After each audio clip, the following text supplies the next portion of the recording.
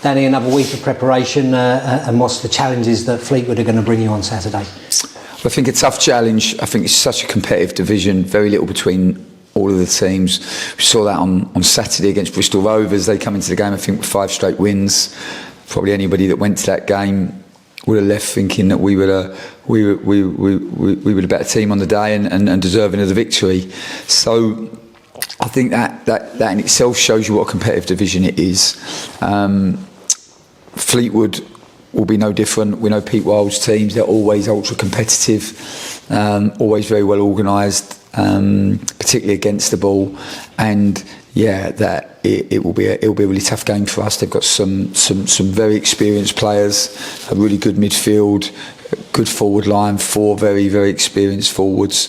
And I think for us, we take confidence from the performance on Saturday against Bristol Rovers. It was a good response off the back of the Accrington game. But I think coming into the week, there's still a lot of space for us to keep improving. We got into lots and lots of good areas and had lots of good moments in the Bristol Rovers game, but to keep working on our decision making at speed and our technical execution at speed has been the focus of the week.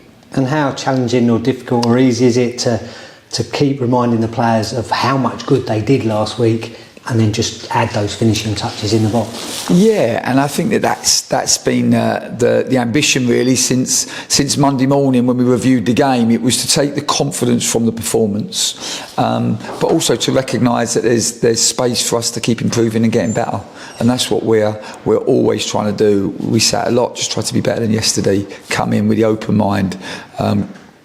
Ready to learn, ready to try to get better, and that is always the aim of the players and the coaching staff. And this week has been no different. Yeah, and not just us, across the league, pretty much.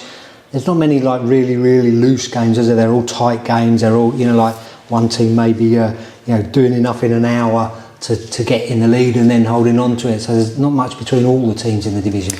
No, I agree, Greg, because I think it's a really, really competitive division. I think that's why it's such an exciting division, because there's so little between the teams. Probably when we first arrived at Colchester, coming back into League 2, there was Wrexham and Stockport that at that time were probably significantly better than the rest of the teams in the division. But this year there's such little between the teams, and probably to this point our performances have warranted a lot more points than what we've got. We've certainly got into enough really good moments and areas on the pitch to be able to get more value than we have. But it's all of our responsibility, the coaching staff and the players, not just to get into those areas, but then it's to make good decisions and execute once we get into those areas of the pitch. And that really is what our energy has been on. We know that last time we went away to Accrington, we'd have had a group of supporters that would have worked all week, left really early because it was a midday kick-off, 12:30 kick-off, and we didn't give them anything. And we've mentioned it a couple of times this week, but just for us to be mindful of that. And we know that we'll have a good away support again at Fleetwood on Saturday. We know the kick-off's a little bit later, being at 3 o'clock, thankfully for them. But yeah, we're really focused and determined to put a much more competitive performance together than we did. And we know, our away form actually prior to the Accrington game had been pretty good. We've been unbeaten on our travels up until that game, and we know what is required of us to win away. We know that we have to be resilient, determined, resolute. We know that we have to compete on the first ball, on the second ball, and give ourselves a platform to then be able to do what we're good at. And we know we're good on the counter-attack. We know that we are a team that, when we're playing at our best, can get a real good control and rhythm to our play. But to do those things and to achieve that away from home, you've got to lay the foundations, and that certainly will be the focus of our thoughts going into the game. Yeah, just going back to last week, finally, one player that was fully involved in the game, Kane Vincent-Young, playing his first 90 minutes for, I think it's over 18 months, February 2024, and that shows that resilience and determination as a player.